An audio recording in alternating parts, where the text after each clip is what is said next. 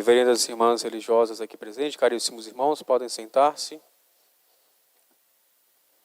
Hoje nós escutamos palavras de Nosso Senhor que nos devem trazer ao nosso coração uma certeza tão profunda sobre o amor de Deus em nossa vida, porque justamente quando Deus ele indica um caminho para nós, Ele faz isso justamente porque Ele nos ama.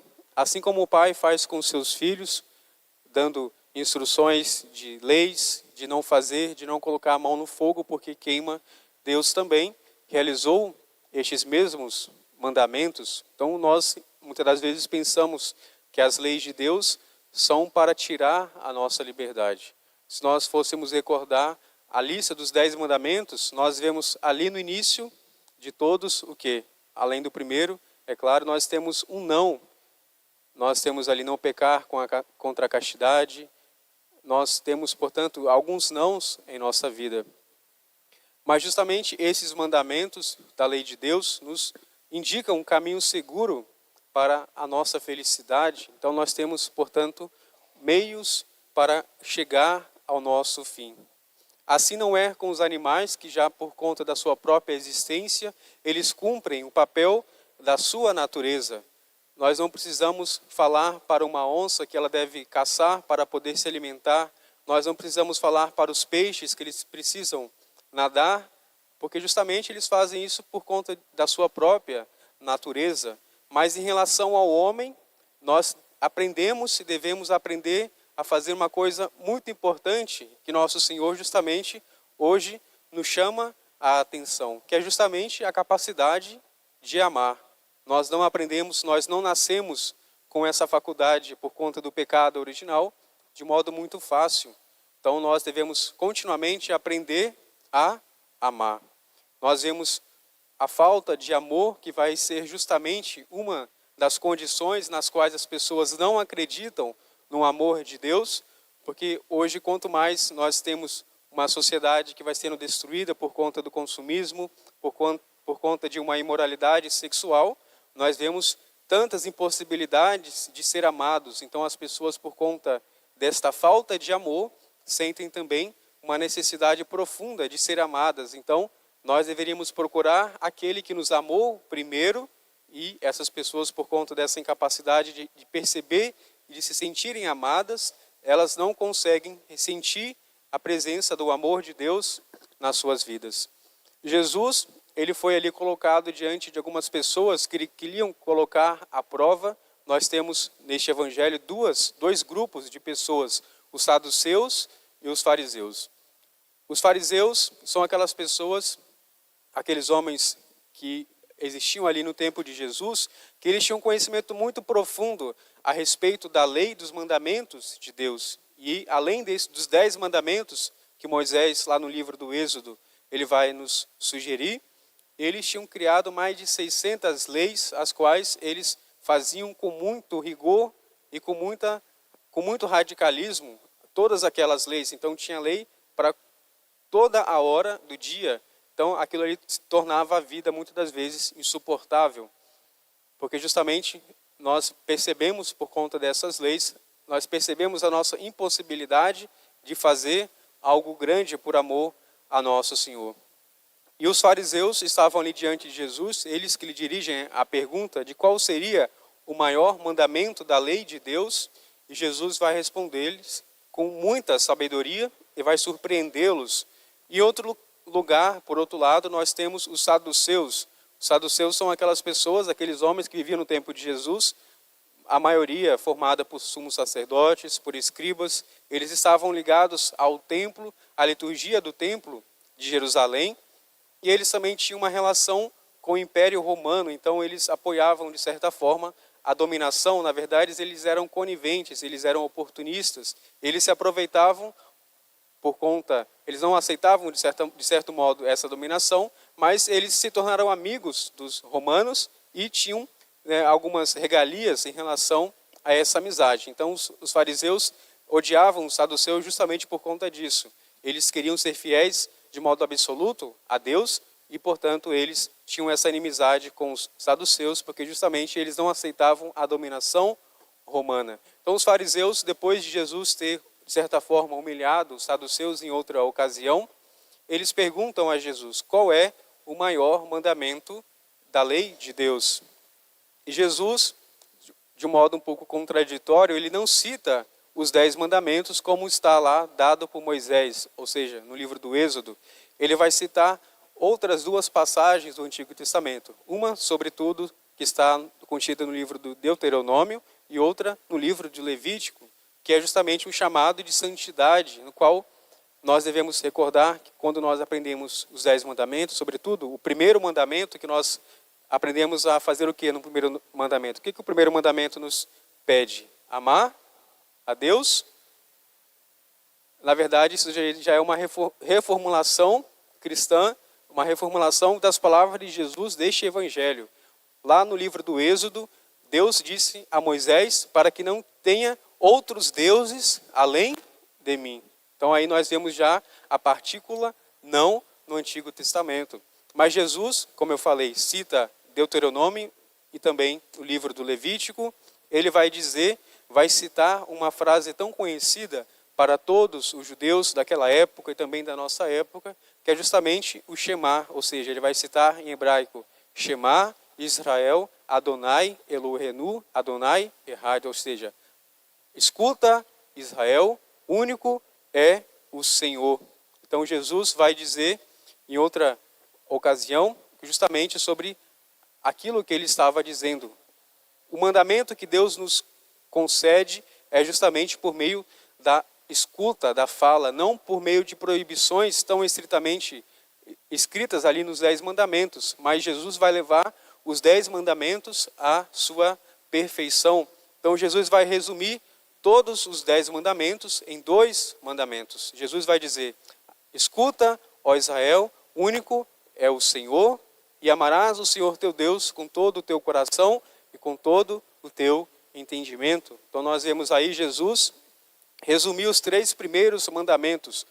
Os 3 primeiros mandamentos se referem de modo absoluto a Deus, ao amor de Deus, a guardar os dias santos e a guardar também o seu nome santo, não pronunciar em vão o nome de Deus. Então os 3 primeiros mandamentos se referem ao amor de Deus. Então Deus está acima, como diz São Paulo aos Efésios, na epístola que nós escutamos na missa de hoje, que Deus está acima de todos, Ele está em todos nós, porque justamente a nossa existência depende da existência de Deus. Então, os 3 primeiros mandamentos nos recordam a primazia e o reinado absoluto de Deus em nossa vida.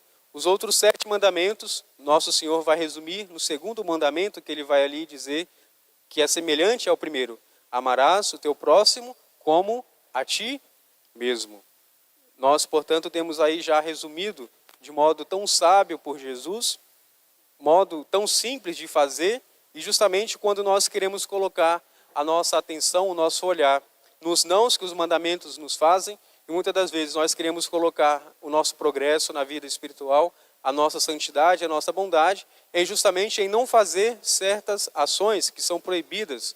Mas isso não basta para nós. Nós devemos ter nutrir dentro do nosso coração o amor de Deus absoluto, o amor de Deus que deve reinar dentro da nossa existência, dentro da nossa história, das nossas famílias, e também o amor ao próximo, que é muito semelhante, como Jesus disse, ao primeiro, é justamente que resume todos os outros 7, e os fariseus ficam assustados por tamanha sabedoria, porque Jesus não vai citar os 10 mandamentos, como eu disse, mas ele vai resumi-los sobre uma palavra tão importante que define também a pessoa de Deus, que é justamente o quê? O amor.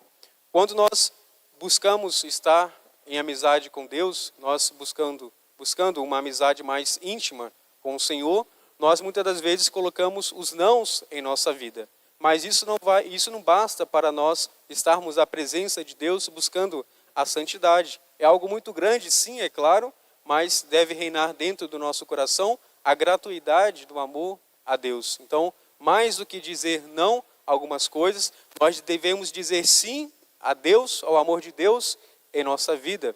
Então, justamente, os mandamentos, portanto, eles têm um aspecto um tanto negativo, não que eles sejam maus, é claro, estão ali contidos para serem observados, mas eles por si só não dão a completude da lei, a qual somente Jesus vai ensinar a cada um de nós a amar a Deus sobre todas as coisas, portanto, sobre tudo aquilo que nós acreditamos em nossa vida, sobre todas as pessoas.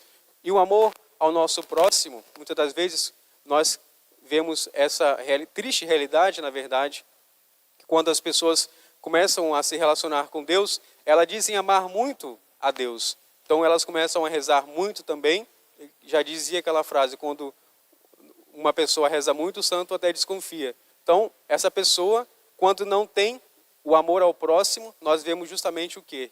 Que este amor a Deus, que devia estar sendo traduzido pelo amor ao próximo, o amor aos nossos irmãos, eles vão colocar em xeque, vão colocar, portanto, a nossa falsidade diante da nossa existência. Então nós devemos, se nós dissemos que nós amamos a Deus, nós devemos também amar os nossos irmãos por amor a Deus. Então nosso Senhor vai resumir os 10 mandamentos justamente nessas duas fórmulas que devem ser seguidas por cada um de nós. E como que nós podemos amar a Deus de modo ordinário, ou seja, todos os dias da nossa vida? Nós temos aí, é claro, a assistência à Santa Missa aos domingos, mas sobretudo, nós devemos criar dentro do nosso coração uma amizade profunda em amar a Deus. É claro, evitando os pecados graves, mas aumentando o amor dele, a sua vida em nós, nós estaremos mais próximos a nosso Senhor. Mas este amor que nós dizemos ter em relação a Deus, ele deve ser traduzido também em ações práticas, porque como nós dizemos no nosso o confesso, o confíteo, nós dizemos, nós pecamos por atos, palavras e também por quê?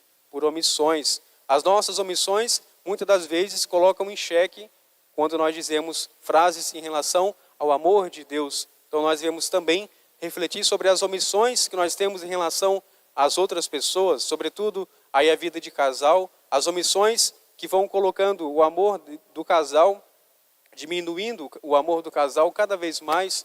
Nós também temos o amor dos filhos pelos pais, dos pais pelos filhos. Então, justamente, nós vamos colocando de modo rotineiro certas indelicadezas a respeito das pessoas mais próximas a nós. Porque amar uma pessoa que nós não temos tanto contato é muito mais fácil, porque não tem tanto atrito entre a nossa personalidade e a personalidade da pessoa, mas é mais difícil amar a pessoa que está sempre ali ao nosso lado, seja dentro da nossa casa, os nossos familiares. Então nós somos chamados a colocar em prática certas delicadezas que dentro do namoro, dentro do noivado também, eram coisas comuns na vida do casal, ou seja, dizer que ama, demonstrar o carinho, o amor, mas nós vemos que este amor vai se esfriando. Em relação ao amor de Deus também acontece a mesma coisa. Nós não podemos nos acostumar nunca sobre a presença de Deus. Deus deve estar dentro do nosso coração e no nosso pensamento.